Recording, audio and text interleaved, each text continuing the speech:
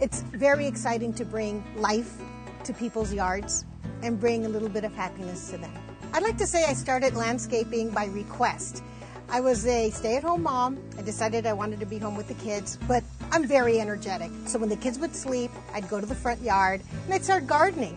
Gardening is therapeutic, it's relaxing, it's a workout. For me, it's my artistic palette. I'd take a limb that fell from a neighbor's tree and I'd put it up and pretend it was some type of sculpture. When you don't have training, you don't know what you're doing, so you're really not breaking any rules. You're making your own. I went to school, I learned all the nuts and bolts about the non-sexy things like drainage, irrigation, things that make a garden viable. Throughout the whole process, though I was a novice, I was new, I was very confident of what I was doing. And the reason was because these people had seen my work. They liked it and they believed in it and they believed in me. And that helped me to believe in myself as well. And I ended up with my own show on television. Go figure. On my show on the Discovery Channel, Garden Police, we do 2-day makeovers.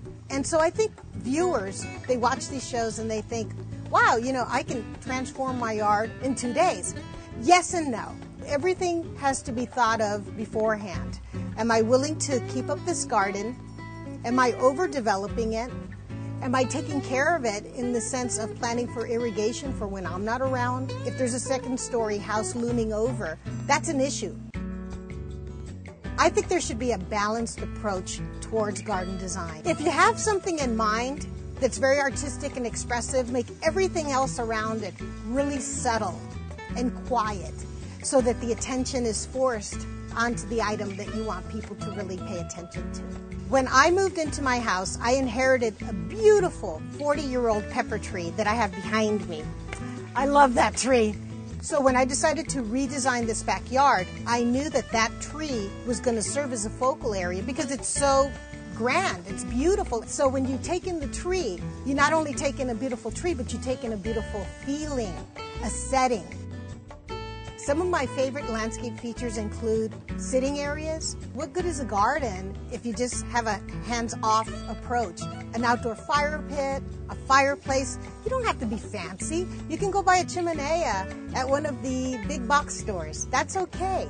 I love the sound of running water. Now that could be the trickle of a fountain on a wall or placed somewhere within the garden, or like I have back here. I like to incorporate edible plants into a regular landscape. And sometimes people will say, whoa, I love that shrub. What is it? It's an artichoke.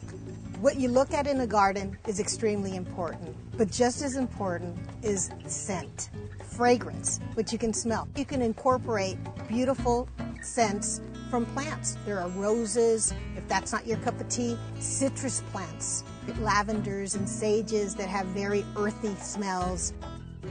My yard was just completed a month ago after 4 years of construction.